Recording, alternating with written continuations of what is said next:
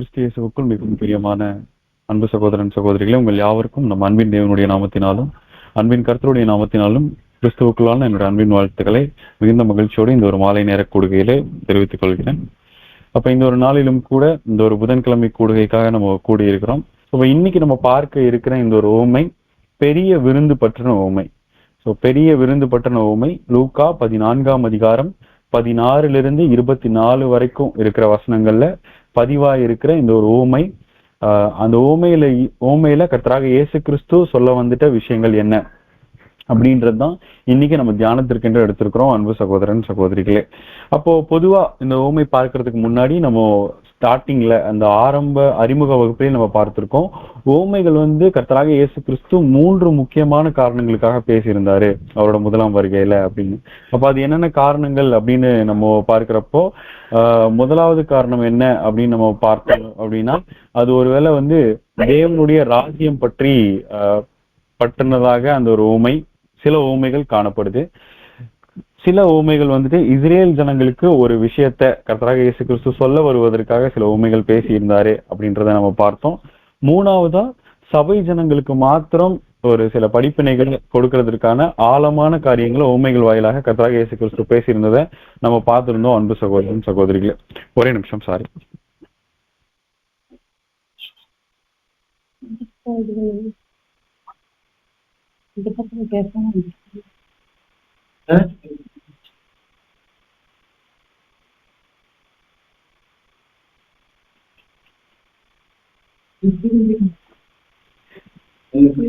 Brother கேக்குதுங்களா? Hello hello, கேக்குது brother, கேக்குது. சோ அப்போ இந்த ஒரு 3 பிரதானமான நோக்கங்களுக்காக கர்த்தராக இயேசு கிறிஸ்து அவரோட முதலாம் வருகையில ஊமைகள் பேசி இருந்ததை நம்ம அறிமுக வகுப்புல பார்த்தோம். அப்ப இன்னைக்கு நம்ம பார்க்க போகிற இந்த ஒரு பெரிய விருந்து பற்றின ஊமை இந்த 3 கேட்டகரிக்குள்ள எந்த கேட்டகரியில வருது அப்படின்னு நம்ம பார்த்தோம்னா, இந்த ஊமை தேவனுடைய ராஜ்யம் பற்றி பேசப்பட்ட ஒரு ஊமையா இருக்கு அன்பு சகோதரன் சகோதரிகளே. சோ அப்ப இந்த ஒரு அறிமுகத்தோட இந்த ஒரு ஊமைக்குள்ளாக நம்ம கடந்து செல்லலாம். வசனம் வாசிக்கலாம். லூக்கா 14ஆம் அதிகாரம் 16 24 வரைக்கும் இருக்கிற வசனங்கள். லூக்கா 16 முதல் 24 வரை உள்ள வசனங்கள். அதற்கு அவர், ஒரு மனுஷன் பெரிய விருந்தை ஆயத்தம் பண்ணி அநேகரை அழைப்பித்தான். விருந்து வேளையில் தன் ஊழியக்காரனை நோக்கி, நீ அழைக்கப்பட்டவர்களிடத்தில் போய், எல்லா ஆயத்தமாய் இருக்கிறது, வாருங்கள் என்று சொல் என்று அவனை அனுப்பினான். அவர்கள் எல்லோரும் போக்கு சொல்ல தொடங்கினார்கள். ஒருவன், வயலை கொண்டேன், நான் அகத்தியமாய் போய் அதை பார்க்க வேண்டும், என்னை மன்னிக்கும்படி வேண்டிக் கொள்கிறேன் என்றான். வேறொருவன், 5 ஏர் மாடு கொண்டேன், அதை சோதித்து பார்க்க போகிறேன், என்னை மன்னிக்கும்படி வேண்டிக் கொள்கிறேன் என்றான். வேறொருவன், பெண்ணை விவாகம் பண்ணினேன், அதனால் நான் வரக்கூடாது என்றான். அந்த ஊழியக்காரன் இவைகளை தன் எஜமானுக்கு அறிவித்தான். அப்பொழுது வீட்டெஜமான் கோபம் அடைந்து தன் ஊழியக்காரனை நோக்கி, நீ பட்டணத்திலும் தெருக்களிலும் வீதிகளிலும் சீக்கிரமாய் போய் ஏழைகளையும் ஊனரையும் சப்பானியரையும் குருடரையும் இங்கே கூட்டிக் கொண்டு வா என்றான். ஊழியக்காரன் அப்படியே செய்து, ஆண்டவரே, நீர் கட்டளையிட்டபடி செய்தாயிற்று, இன்னும் இடம் இருக்கிறது என்றான்.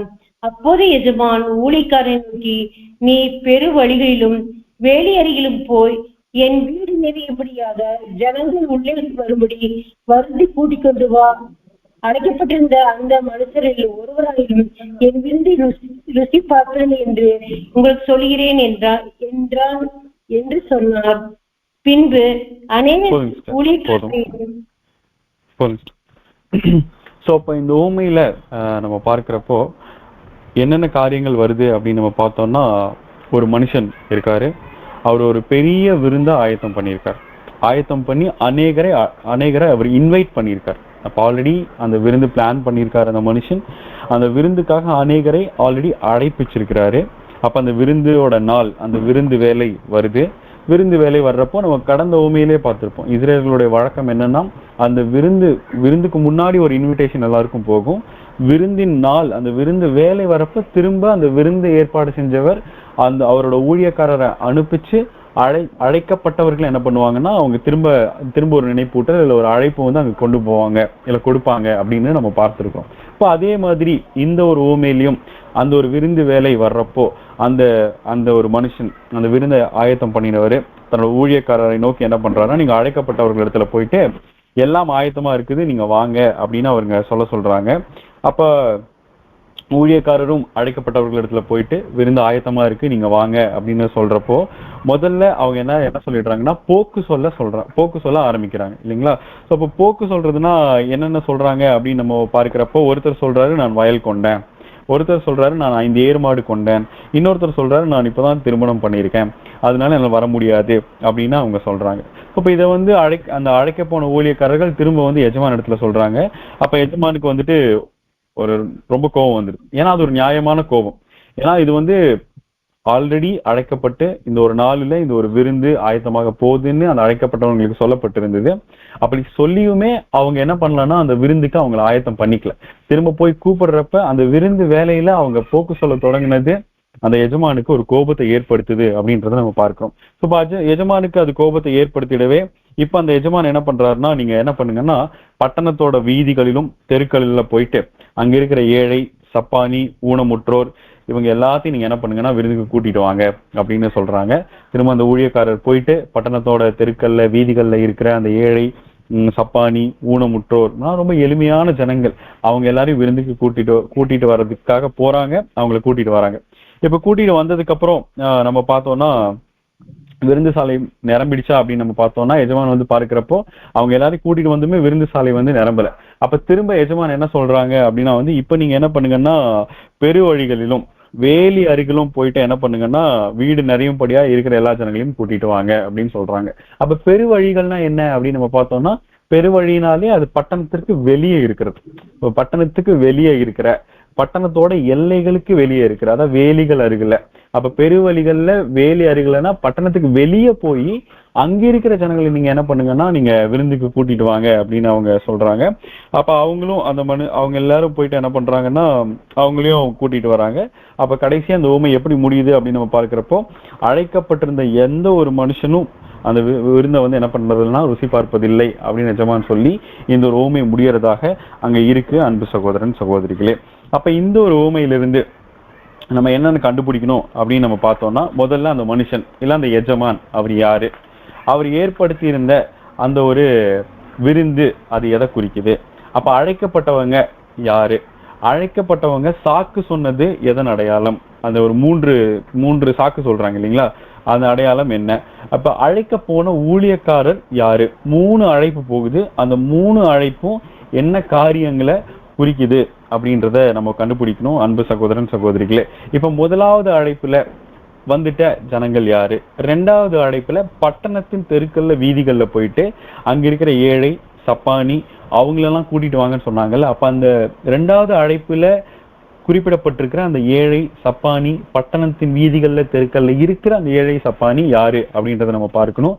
திரும்ப அந்த 3வது அழைப்புக்கு முன்னாடி விருந்து சாலை நிறையாதது எதை குறிக்குது, 3வது அழைப்புல திரும்ப போயிட்டு பெருவழிகள்ல வேலி அருகில இந்த 2 அடையாளங்கள் எதை குறிக்குது, அங்க இருக்கிற ஜனங்கள் யாரை குறிக்கிறாங்க இப்படின்ற விஷயம்லாம் நம்ம கண்டுபிடிச்சோம்னா இந்த ஊமையை பற்றின தானம் முடிவுக்கு வந்துடும். அன்பு சகோதரன் சகோதரிகளே, அப்ப இந்த ஊமையில நம்ம இந்த ஒவ்வொரு அடையாளங்கள் பயன்படுத்தப்பட்டிருக்கிற இந்த அடையாளங்கள் என்ன காரியங்களை குறிக்குது அப்படின்றதான் இன்னைக்கு நம்ம தியானிக்க போகிறோம். அன்பு சகோதரன் சகோதரிகளே, சரி, அப்ப நம்முடைய முதல் கேள்வி, இந்த ஒரு எஜமான் இல்ல அந்த ஒரு மனுஷன் விருந்தை ஆயத்தம் பண்ணினா அந்த ஒரு எஜமான் இல்ல அந்த ஒரு மனுஷன் யார் அப்படின்னா, நம்ம முன்னாடி இருக்கிற ஊமைகளே பார்த்திருக்கிறோம், இன்னும் பல பாடங்களை நம்ம பார்த்திருக்கிறோம். எந்த ஒரு ஊமையிலையும் எஜமான் இல்ல அந்த விருந்தை ஆயத்தம் பண்றவரு, உரிமைக்காரர் அப்படின்ற ஒரு ஆஸ்பெக்ட்ல வர யாரதான் குறிப்பாங்க அப்படின்னா சர்வ வல்லமையுள்ள பிதாவாகிய தேவனை தான் குறிப்பாங்க அப்படின்றத நம்ம பார்க்கிறோம். அன்பு சகோதரன் சகோதரிகளே, சரி, அப்ப இந்த விருந்து எதை அடையாளப்படுத்துது அப்படின்னு நம்ம பார்த்தோம்னா, அதுவும்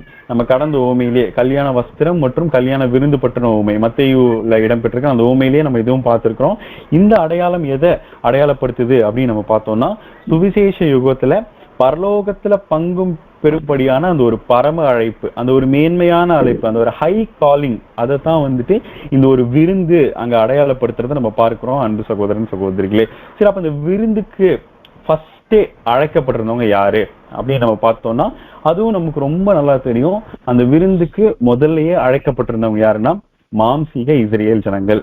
அப்ப அந்த மாம்சீக இஸ்ரேல் ஜனங்கள் வந்துட்டு அந்த விருந்துக்கு ஆல்ரெடி என்ன பண்ணியிருந்தாங்கன்னா அழைக்கப்பட்டிருந்ததை நம்ம பார்க்கிறோம் அன்பு சகோதரன் சகோதரிகளே. சரி, அப்ப இந்த விருந்து வேலை வருது அப்படி இல்லைங்களா? சோ அப்ப அந்த விருந்து வேலை வர்றது, விருந்து வேலை வந்த போது எஜமான் என்ன பண்றாங்கன்னா தன்னோட ஊழியக்காரர் அனுப்பி அவங்கள வந்து இன்வைட் பண்றாரு. அப்ப வந்துட்டு அந்த விருந்து வேலை இந்த ஒரு ஓமையில இடம் பெற்றிருக்கிற அந்த ஒரு விருந்து வேலை எந்த ஒரு காலப்பகுதியை அடையாளப்படுத்துது அப்படின்னு நம்ம பார்த்தோம் அப்படின்னா அது கர்த்தராகிய இயேசு கிறிஸ்து அவருடைய முதலாம் வருகையில அவர் ஞான ஸ்நானம் எடுத்து ஞான ஸ்நானத்திலிருந்து அவர் சிலுவை மரணம் வரைக்கும் இருக்கிற அந்த ஒரு 3.5 வருட ஊழிய பகுதியை அங்க குறிக்கிறத நம்ம பார்க்கிறோம் அன்பு சகோதரன் சகோதரிகளே. ஏன் அப்படின்னு நம்ம பார்த்தோம்னா விருந்து வேலை வந்தப்போ அவர் தன்னோட ஊழியக்காரரை அனுப்பி அவங்களுக்கு என்ன பண்றாருன்னா நினைப்பூட்டுறாரு இல்லைங்களா? இந்த மாதிரி விருந்து வேலை வந்துடுச்சு, நீங்க எல்லாம் என்ன பண்ணுங்க வாங்க அப்படின்னு சொல்லிட்டு அவங்க நினைப்பூட்டுறத நம்ம பார்க்கிறோம். அப்போ அதுக்கு முன்னாடியே அவங்க எப்படி அழைக்கப்பட்டிருந்தாங்க அப்படின்னா அது நமக்கு ரொம்ப நல்லா தெரியும். தேவனுடைய தாசர்கள் நிறைய தீர்க்கதரிசிகள் தேவனுடைய பிள்ளைகள் மூலியமாக ரொம்ப வருஷமா அவங்களுக்கு வந்துட்டு இந்த ஒரு அழைப்பை பற்றின செய்தி தேவன் கொடுத்துட்டே வந்துட்டு இருந்தாங்க. மெசியா வருவாரு, மெசியா உங்களுக்காக வருவாரு, அவர் வந்து உங்களுக்கு ராஜ்யத்தை கொடுப்பாரு அப்படின்ற ஒரு விஷயத்த தேவ பிள்ளைகள் மூலியமா பல வருடங்களா, பல நூற்றுக்கணக்கான வருடங்களா இஸ்ரேல் ஜனங்களுக்கு தேவன் கொடுத்துட்டே வந்தாங்க. அந்த விருந்து வேலை வருது. விருந்து வேலை வர்றப்ப இப்ப தன்னோட ஊழியக்காரரையே அவர் அனுப்பி என்ன பண்றாரு அப்படின்னா அங்க அந்த ஒரு காலிங், அந்த ஒரு நினைப்பூட்டுதல் அங்க போறதை நம்ம பார்க்கிறோம் அன்பு சகோதரன் சகோதரிகளே. அப்ப இந்த ஒரு முதலாவது அழைப்பு விருந்து வேலை வந்த போது வந்துட்டு இந்த ஒரு முதலாவது அழைப்பு எந்த காலப்பகுதியை குறிக்குது அப்படின்னு நம்ம பார்த்தோம் அப்படின்னா கர்த்தராகிய இயேசு கிறிஸ்துவனுடைய முதலாம் வருகையில இருந்துட்டு அவருடைய 3.5 வருட ஊழிய அந்த ஒரு காலப்பகுதியை கிட்டத்தட்ட கிபி 29 கிபி 33 வரைக்கும் இருக்கிற அந்த ஒரு 3.5 வருட ஊழிய கால பகுதியை தான் அது ஒரு முதலாவது அழைப்பு குறிக்குது அப்படின்றத நம்ம பார்க்கிறோம் அன்பு சகோதரன் சகோதரிகளே. அப்ப இந்த ஒரு முதலாவது அழைப்புல சென்றுட்ட அந்த ஊழியக்காரர்கள் யார் அப்படின்னா அது மாம்சத்துல வந்துட்ட மனுஷகுமாரனாகிய கர்த்தராகிய இயேசு கிறிஸ்து மற்றும் அவரோடு இருந்த 12 அப்போஸ்தலர்கள் மற்றும் அந்த ஒரு இன்னும் கொஞ்சம் அவங்களோட பேரோட இருந்த சீஷர்கள். இவங்க எல்லாரும் தான் அந்த இன்விடேஷனை நினைப்பூட்டும்படி போயிட்ட அந்த ஊழியக்காரங்களாக அங்க இருக்கிறத நம்ம பார்க்கிறோம் அன்பு சகோதரன் சகோதரிகளே. சரி, இப்ப இந்த ஃபர்ஸ்ட் இந்த இன்விடேஷன் யாருக்கிட்ட போச்சு அப்படின்னா ஒட்டுமொத்த இஸ்ரேல் ஜனங்கள் கிட்டையும் அந்த ஒரு இன்விடேஷன் போச்சா அப்படின்னு நம்ம நல்லா யோசிச்சோம்னா இந்த ஒரு 3.5 வருட காலத்துல அது ஒட்டுமொத்த இஸ்ரேல் ஜனங்களிடம் தான் போச்சு. பட் பிரதானமா அந்த ஒரு 3.5 வருடத்துல டார்கெட் யாருக்கு இந்த ஒரு அழைப்பு மெயினா போச்சு அப்படின்னு நம்ம நல்லா கவனிச்சு பார்த்தோம்னா அது மேஜரா அந்த சமயத்துல இருந்துட்ட பரிசேயர், சதுசேயர், அந்த ஒரு பரிசேயர், அந்த வேத பாரகர் மற்றும் மத போதகர்கள், இவங்களுக்கு தான் அந்த ஒரு ஃபர்ஸ்ட் அந்த ஒரு 3.5 வருடத்துல பிரதானமா இந்த அழைப்பு போச்சு அப்படின்றத நம்ம பார்க்கிறோம் அன்பு சகோதரன் சகோதரிகளே. ஏன் அப்படின்னு சொல்லிட்டு இங்க பிரதர் கொடுக்குறப்ப என்ன சொல்றாங்கன்னா அந்த ஒரு சமயத்துல சமஸ்த இஸ்ரேல் ஜனங்களை வழி நடத்துறதற்குரிய பொறுப்புல யார்தான் அந்த ஒரு நிலைமையில காணப்பட்டுட்டாங்க அப்படின்னு நம்ம பார்க்கிறப்போ சமுதாயத்துல தங்களை தாங்களே உயர்ந்த நிலைமையில வச்சுட்டு இருந்த இந்த ஒரு மத போதகர்கள், வேதபாரகர், பரிசேயர், இவங்க தான். அப்ப இவங்க அந்த சத்தியத்தை ஏற்றுக்கொண்டாங்கன்னா, இவங்க அந்த அழைப்பை பற்றின உண்மையை புரிஞ்சுக்கிட்டாங்கன்னா அது ஒட்டுமொத்த இஸ்ரேலுமே புரிஞ்சுக்கிட்டதுக்கு ஏத்துக்கிட்டதுக்கு சமம். அப்போ அந்த ஒரு முதலாம் அழைப்புல இந்த ஒரு பெரிய இந்த விருந்துக்கான அழைப்பு, இந்த ஒரு ஹை காலிங்கான சான்ஸ் யாருக்குதான் பிரதானமா முதல்ல தேவன் அவங்க திட்டத்துல வச்சிருந்தாங்க அப்படின்னு இந்த ஊமையில இருந்து பார்க்கிறப்போ அது அந்த ஒரு மத போதகர்கள், வேத பாரகர், பரிசேயர் இவங்களுக்கு தான் இருந்திருக்கு அன்பு சகோதரன் சகோதரிகளே. அப்ப அந்த ஒரு முதலாம் அழைப்புல இந்த ஒரு அழைக்கப்பட்டவர் நிலைமையில இருந்து அந்த ஒரு மாம்சீக இஸ்ரேலருக்குள்ள யாருக்குதான் இந்த ஒரு விருந்து நினைப்பூட்டுதல் போச்சு அப்படின்னு நம்ம பார்க்கிறோம்னா அது அந்த ஒரு ஜனங்களை வழி நடத்தக்கூடிய நிலைமையில இருந்துட்ட இந்த பரிசேயர், வேத பாரகர், மத போதகர்கள் இவங்களுக்கு தான் அப்படின்னு நம்ம பார்க்கிறோம் அன்பு சகோதரன் சகோதரிகளே. சரி, அப்போ இவங்க ஏத்துக்கிட்டாங்களா அந்த ஒரு விருந்தோட நினைப்பூட்டுதல், அந்த அழைப்பு ஊழியக்காரர் மூலியமா அந்த விருந்து வேலை வந்தப்போ போனப்போ இவங்க அதை ஏத்துக்கிட்டாங்களா அப்படின்னு நம்ம பார்த்தோம்னா இல்ல. ஓமை நமக்கு என்ன சொல்லுதுன்னா அவங்க சாக்கு சொல்ல தொடங்குறாங்க அப்படின்றத நம்ம பார்க்கிறோம் இல்லைங்களா? அப்ப என்னென்ன சாக்கு சொன்னாங்க அப்படின்னு நம்ம பார்த்தோம் அப்படின்னா முதலாவது என்ன சொன்னாருன்னா ஒருத்தர் நான் வந்து ஒரு வயல் கொண்டேன், அதனால நான் அதை போய் பார்த்துக்கணும் அதனால என்னால வர முடியாது, என்ன மன்னிச்சிடுங்க அப்படின்னு நம்ம கேட்கறத பார்க்கிறோம். அப்போ வயல் கொண்டேன், நிலம் கொண்டேன் அப்படின்றது எதை குறிக்குது அப்படின்னு நம்ம பார்த்தோம் அப்படின்னா, நிலம்னா நம்ம பொதுவா அது என்ன பண்ணுவோம், அந்த நிலத்தை நம்ம யோசிச்சு பார்த்தோம் அப்படின்னா, நிலம்னா விதைச்சிட்டு அதுல இருந்து ஒரு பலனை நம்ம எதிர்பார்ப்போம் இல்லைங்களா?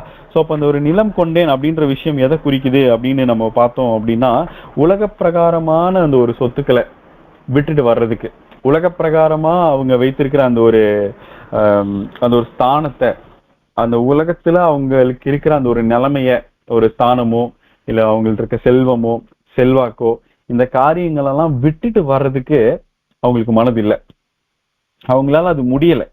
ஸோ அதுக்கு ஒரு எக்ஸாம்பிளா நம்ம யாரும் பார்க்கலாம் அப்படின்னு நம்ம பார்த்தோம்னா நிக்கோதேம்.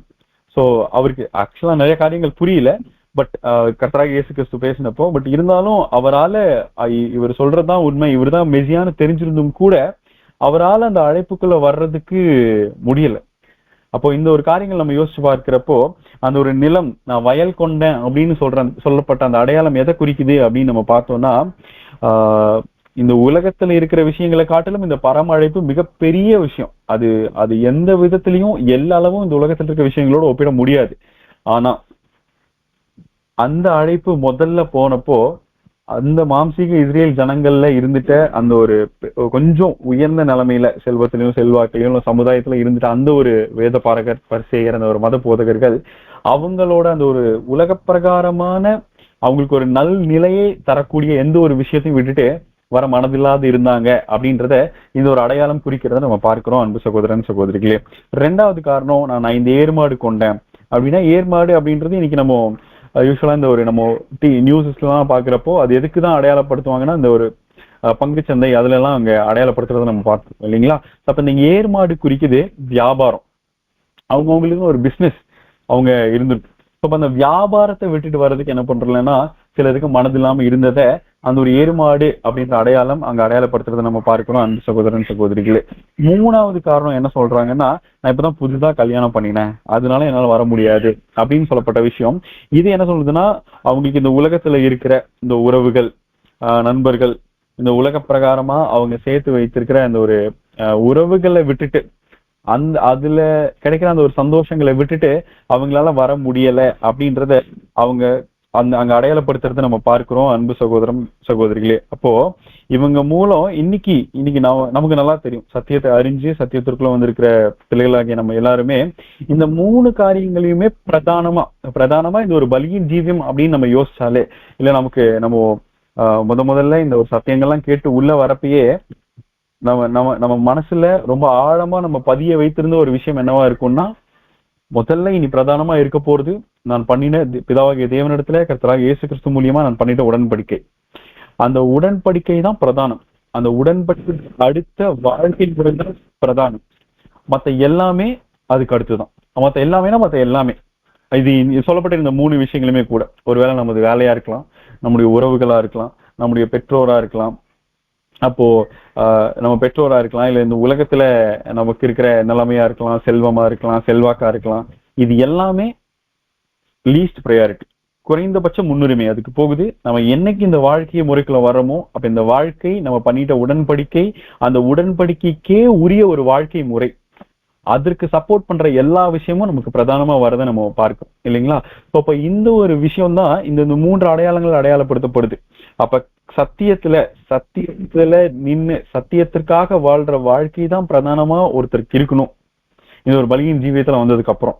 மத்த எல்லாமே லீஸ்ட் ப்ரையாரிட்டி, அதுக்கு அடுத்து தேவன் நமக்கு நிறைய ஆலோசனைகள் கொடுத்திருக்கிறாங்க. அந்த ஒரு ஆலோசனையில தான் அதுக்கு நம்ம ப்ரையாரிட்டி கொடுக்கறத நம்ம பார்க்கிறோம் அன்பு சகோதரன் சகோதரிகளே. அப்ப இந்த ஒரு முதல் அழைப்புல இந்த அழைப்பு போன அந்த ஒரு குறிப்பிட்ட வகுப்பார் அவங்க அந்த அழைப்பை இந்த மாதிரி காரணங்களுக்காக அந்த ஒரு பரம அழைப்பை சாக்கு சொல்லி தவற விட்டதை நம்ம பார்க்கிறோம் அன்பு சகோதரன் சகோதரிகளே. ஆனா நல்லா யோசிச்சு பார்த்தோம்னா, இந்த முதல் அழைப்புக்காக தான் இஸ்ரேல் ஜனங்கள் ரொம்ப நீண்ட காலமா அவங்க காத்துட்டு இருந்தாங்கன்னு சொல்றதை விட ஏங்கிட்டு இருந்தாங்கன்னு நம்ம சொல்லலாம் இல்லைங்களா?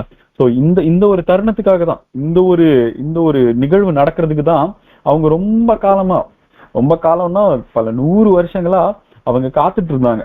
அவங்க முன்னோர்கள் மூலியமா அவங்களுக்கு அந்த ஒரு ஹோப், அந்த ஒரு நம்பிக்கை, மெசியா வருவாங்க அப்படின்ற அந்த நம்பிக்கை ஒவ்வொரு இஸ்ரேல் ஜனங்களுடைய மனதிலும் அது விதைக்கப்பட்டு வழி வழியா அது தொடர்ந்து வந்துட்டே இருந்தது. அது ஒரு நம்பிக்கையவே ஆதாரமா வச்சு அவங்க வாழ்க்கைய அவங்க நடத்திட்டு இருந்தாங்க. ஏன் இன்னைக்கு வரைக்கும் அவங்களோட வாழ்க்கை அந்த மாதிரி தான் இருக்கு. இன்னைக்கும் இஸ்ரேல்ல இருக்க அந்த ஒரு உண்மையான ஒரு இஸ்ரேலியன், உண்மையான ஒரு யூதன் இந்த ஒரு நம்பிக்கையோட தான் இருக்கிறாங்க. அதை நம்ம பார்க்க முடியுது இல்லைங்களா? சோ இப்போ அந்த ஒரு அழைப்புக்காக தான் அவங்க இவ்வளவு நாளா காத்துட்டு இருந்தாங்க. அதுக்காக தான் அந்த ஒரு அழைப்பு பற்றின எச்சரிப்புகளும் அந்த ஒரு அடையாளங்களை பத்தி தான் பல 100 வருடங்களா தேவனுடைய பிள்ளைகள் மூலியமா, அவங்களுக்கான அந்த ஒரு தீர்க்கதரிசிகள் மூலியமா, தேவனுடைய தாசர்கள் மூலியமா, ஏன் கர்த்தராக இயேசு கிறிஸ்து வர்றதுக்கு முன்னாடி யோவான் ஸ்நானகன் வரைக்கும் அவங்க தேவனால பயன்படுத்தப்பட்ட எல்லா தேவ பிள்ளைகள் மூலியமா அவங்களுக்கு அந்த ஒரு விஷயம் தான் கொடுக்கப்பட்டுட்டு, நினைவூட்டப்பட்டுட்டு, எச்சரிக்கப்பட்டுட்டே வந்து. பட் அந்த வேலை வர்றப்போ அவங்க எல்லாரும் அதை தவற விட்டுட்டாங்க. அந்த அந்த அழைப்பு யாருக்கு முதல்ல பிரதானமா போச்சோ, ஏன்னா அது ரொம்ப ரொம்ப ப்ரிவிலேஜான காரியம், ரொம்ப பெரிய காரியம். இந்த ஒரு அழைப்பு தேவன் கரத்திலிருந்து ஒரு குறிப்பிட்ட வகுப்பாருக்கு அது போகுது அப்படின்றது அது ரொம்ப கனத்திற்குரிய ஒரு விஷயம். பட் அது அவங்க ரொம்ப ரொம்ப ரொம்ப அதை அவங்க தள்ளி விட்டதை, அவங்க அதை அதுக்குரிய கனத்தை, அதுக்குரிய ஒரு மரியாதையை அவங்க கொடுக்காம போன இப்படி ஒரு சாக்குகள் சொல்லி போனதை நம்ம பார்க்கிறோம் அன்பு சகோதரன் சகோதரிகளே. அப்ப தேவனுக்கு முன்னாடியே தெரியும் இந்த ஒரு அழைப்பை கண்டிப்பா அவங்க என்ன பண்ண மாட்டாங்கன்னா ஏத்துக்க மாட்டாங்க, அவங்க அவங்க அதை விட்டுடுவாங்க அப்படின்னு. அப்ப திரும்ப அந்த ஊமைக்கு நம்ம வர்றப்போ, இப்ப அந்த ஃபர்ஸ்ட் அழைப்பு போது இவங்க இந்த மாதிரி சாக்குகள்லாம் சொல்லிட்டாங்க. இப்ப திரும்ப ஊழியக்காரர் வந்து சொல்றப்ப இப்ப எஜமானுக்கு என்ன ஆகுதுன்னா கோவம் வருது. கோவம் வந்து இப்ப இவர் என்ன பண்றாரு அப்படின்னு நம்ம பார்க்கிறப்ப, நீங்க என்ன பண்ணுங்க, போயிட்டு பட்டணத்தோட தெருக்கள்ல வீதிகள்ல இருக்கிற ஏழை குருடர் சப்பானிகளை நீங்க என்ன பண்ணுங்கன்னா விருந்துக்கு கூட்டிட்டு வாங்க அப்படின்னு சொல்றதை நம்ம பார்க்கிறோம். அப்போ இந்த ஒரு 2வது அழைப்பு போறது எந்த ஒரு காலப்பகுதி அப்படின்னு நம்ம பார்த்தோம்னா, கர்த்தராக இயேசு கிறிஸ்துவினுடைய சிலுவை மரணம் மற்றும் அதை தொடர்ந்து வர்ற அந்த ஒரு பீரியட இருக்கிறத நம்ம பார்க்கிறோம். சரி, ஓகே. அப்ப எது வரைக்கும் அப்படின்றத இன்னொரு க்ளூ வச்சு நம்ம கண்டுபிடிச்சிடலாம். சரி, எது வரைக்கும் இந்த ஒரு 2வது அழைப்பு போகுது அப்படின்னு நம்ம பார்த்தோம்னா, இங்க ஆடியன்ஸ் டார்கெட் யாரு இருந்தாங்க அப்படின்னு நம்ம பார்க்கிறப்போ தெருக்கல்ல வீதிகள்ல. அப்ப என்னன்னா பட்டணத்தை விட்டு வெளியே போகல, பட்டணத்தின் தெருக்கல்ல வீதிகள்ல இருக்கிற ஏழை குருடர் சப்பானி இவங்களுக்கெல்லாம் இப்ப என்ன பண்ணுதுன்னா அந்த அழைப்பு போறதை நம்ம பார்க்கிறோம். அப்ப இது எதா அடையாளப்படுத்துதுன்னா அந்த இஸ்ரேல் ஜனங்கள், ஏன்னா பட்டணத்துக்குள்ளதான் இன்னும் அழைப்பு இருக்கு, 2வது அழைப்பும் பட்டணத்துக்குள்ளேயே இருக்கு.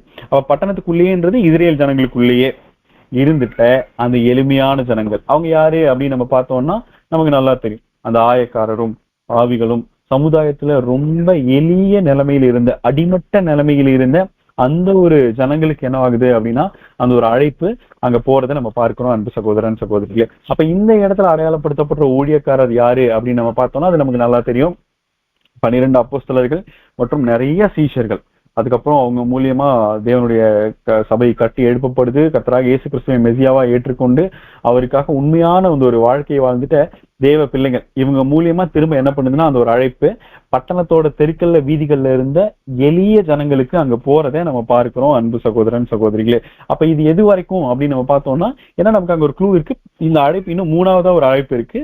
இந்த அழைப்பு இன்னும் பட்டணத்துக்குள்ள இருக்கிற அந்த எளிய ஜனங்களுக்கு போகுது அப்படின்னா அது கொர்நேலியுனுடைய அழைப்பு வரைக்கும் இருக்கிற காலப்பகுதியை குறிக்குது. அப்படின்னா கிபி 33 கிட்டத்தட்ட கிபி 36 வரைக்கும் இருக்கிற காலப்பகுதி. ஸ்டில் கர்த்தராக இயேசு கிறிஸ்துவினுடைய மரணத்துக்கு அப்புறமும் அழைப்பு யாருக்குள்ளதான் கொஞ்சம் வருஷங்களுக்கு இருந்தது, ஒரு 3 வருஷங்களுக்கு இருந்தது அப்படின்னு நம்ம பார்த்தோம்னா அது திரும்ப அந்த இஸ்ரேல் ஜனங்களுக்குள்ளேயே தான் இருந்தது. பட் இந்த வாட்டி அந்த ஒரு சமஸ்த இஸ்ரேல் ஜனங்களின் மத்தியில ரொம்ப அடிமட்ட நிலைமையில இருந்துட்டு அந்த ஒரு எளிய ஜனங்களுக்கு இந்த ஒரு அழைப்பு போகிறத நம்ம பார்க்கிறோம் அன்பு சகோதரன் சகோதரிகளே. அப்ப இந்த அழைப்புல சில பேர் வராங்களா அப்படின்னு நம்ம பார்த்தோம்னா ஆமா, கொஞ்சம் பேர் வர்றதை நம்ம பார்க்கிறோம். ஆனா அவங்க எல்லாம் விருந்து சாலையை நிரப்பிட்டாங்களா அப்படின்னு நம்ம பார்த்தோம்னா இல்ல, விருந்து சாலை நிறையல. அப்ப இது எதை குறிக்குது அப்படின்னு நம்ம பார்த்தோம்னா ஒட்டுமொத்த இஸ்ரேல் ஜனங்களுக்கு போன அழைப்புல ரொம்ப சிலரே அந்த ஒரு அழைப்பை சரியா புரிஞ்சுக்கிட்டு அந்த விருந்தினுடைய தன்மையை புரிஞ்சுக்கிட்டு அவங்க அந்த அழைப்புக்குள்ள வந்ததை இங்க அடையாளப்படுத்துறதை நம்ம பார்க்கிறோம் அன்பு சகோதரன் சகோதரிகளே. சரி, இப்ப எஜமான் பாக்குறாங்க.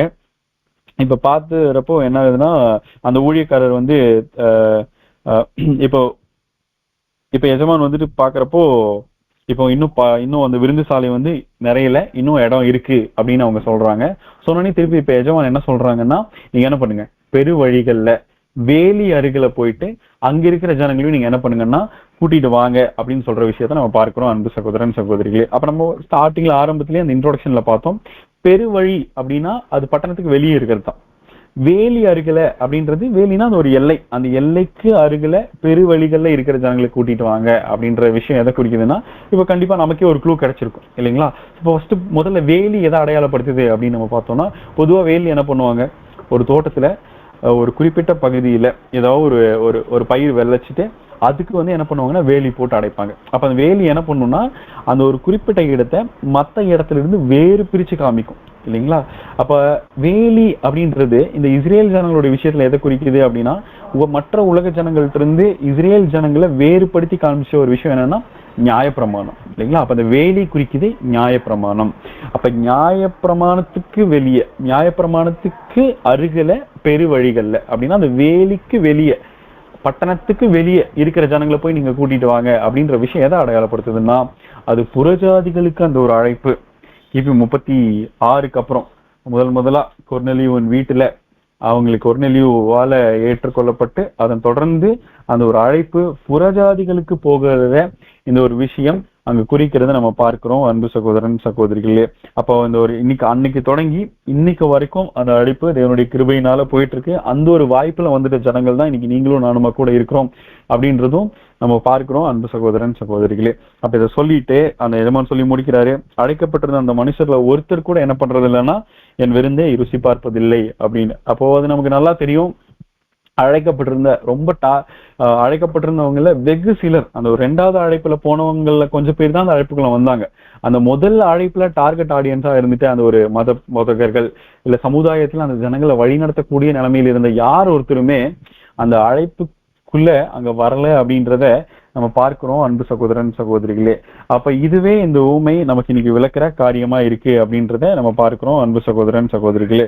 அப்போ இன்னைக்கு நம்ம பார்த்துட்டு இந்த ஊமையில் இடம்பெற்றிருக்கிற காரியங்களை நம்ம பார்க்கிறப்போ, முதல்ல இந்த பெரிய விருந்து பற்றின ஊமை இது தேவனுடைய திட்டம் பற்றி பேசுகிறதா இருக்கு அப்படின்றத நம்ம பார்க்கிறோம்.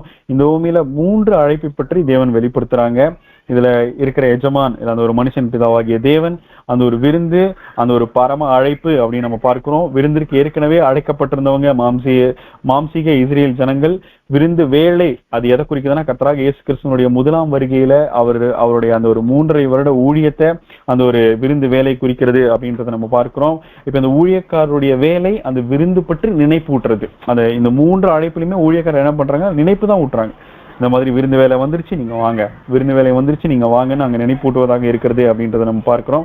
அப்ப இந்த ஊழியக்காரர்கள் இந்த ஒரு 3 அழைப்பிலையும் இருக்கிற இந்த ஒரு ஊமையில பயன்படுத்தப்பட்டிருக்க ஊழியக்காரர்கள் யாருன்னா, கர்த்தராகிய இயேசு கிறிஸ்து, அவருடைய பிரசங்கம், அப்போஸ்தலருடைய பிரசங்கம், சீசர்களோட ஊழியம், இது மூலியமா தான் யூதர்களுக்கும் சரி புறஜாதிகளுக்கும் சரி அந்த ஒரு சத்தியம், அந்த ஒரு விருந்து வேலை பற்றின அந்த ஒரு மாபெரும் தெய்வீக திட்டத்தின் அந்த ரகசியங்கள் அங்க சென்றதை நம்ம பார்க்கிறோம். அப்ப முதல் அழைப்புல அங்க இருந்துட்டு டார்கெட் ஆடியன்ஸ் அந்த ஒரு இஸ்ரேல் ஜனங்களை வழி நடத்தக்கூடிய நிலைமையில இருந்துட்டு அந்த ஒரு மத போதகர்கள், பரிசேயர்கள், வேத பாரகர்கள் இவங்க என்ன பண்றாங்கன்னா சாக்குகள் சொல்லி அவங்க அந்த ஒரு விருந்தை புறக்கணிக்கிறத நம்ம பார்க்கிறோம். அப்ப நிலம் கொண்டேன் அப்படின்றது உலக பிரகாரமான சொத்துக்களை, உலக பிரகாரமா அவங்களுக்கு ஒரு நல்ல நிலைமையை தரக்கூடிய விஷயங்களை விட்டுட்டு வர மனசு இல்ல. வியாபாரத்துல 2வது ஏர்மாடு கொண்டேன்றது அவங்களுடைய வியாபாரங்களை விட்டுட்டு வர மனசு இல்ல. 3வது புதுசா இப்பதான் கல்யாணம் பண்ணியிருக்கேன் அப்படின்னு சொல்ற அந்த ஒரு காரியம் அவங்களோட உறவுகளை விட்டுட்டு இந்த ஒரு அழைப்புக்குள்ள வர்றதுக்கு அவங்களுக்கு மனசு இல்லாம இருந்ததை அங்க குறிக்கிறத நம்ம பார்க்கிறோம் அன்பு சகோதரன் சகோதரிகளே.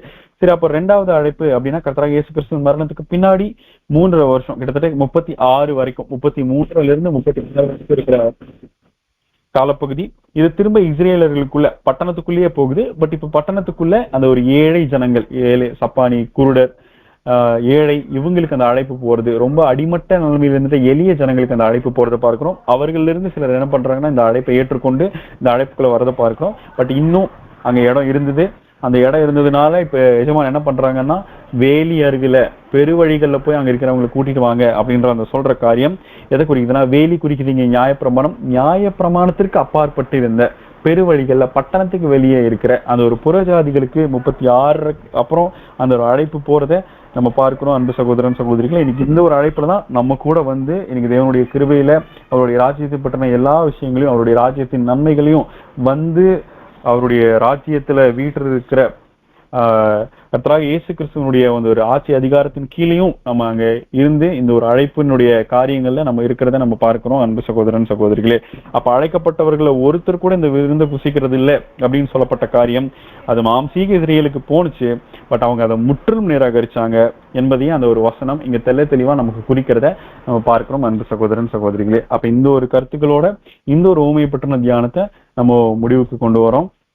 அப்ப இன்னைக்கு இதுல நமக்கான பாடம் என்ன அப்படின்னு நம்ம யோசிச்சு பார்த்தோம்னா, இன்னைக்கு இவங்க எல்லாம் எப்படி இந்த ஒரு அழைப்பை தவற விட்டாங்களோ அதே காரணத்துக்காக நம்ம கூட இந்த ஒரு அழைப்பை தவற விடுறதுக்கான வாய்ப்பு நம்ம லைஃப்ல யோசிச்சு பார்த்தோம்னா ஒவ்வொரு செகண்டும் இருக்கு இல்லைங்களா? ஸோ ஒவ்வொரு செகண்டும் அந்த ஒரு சான்ஸ் அது ஒரு இருக்கு.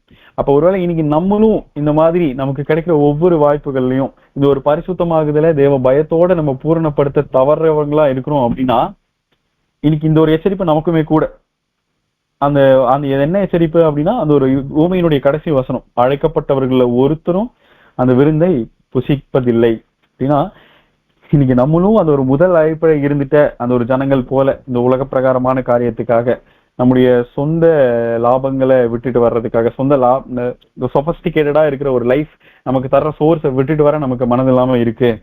இல்லைன்னா நம்முடைய உறவுகள் நம்ம உலக பிரகாரமா இருக்கிற அந்த ஒரு நட்பு வட்டாரங்கள் அதுல இருந்து நமக்கு கிடைக்கிற விஷயங்களை விட்டுட்டு வர்றதுக்கு நமக்கு கஷ்டமா இருக்கு அப்படின்னா இன்னைக்கு நம்ம நிலைமையும் மாம்சீக இஸ்ரேல் ஜனங்களுடைய நிலைமை போலவே ஆயிடும்.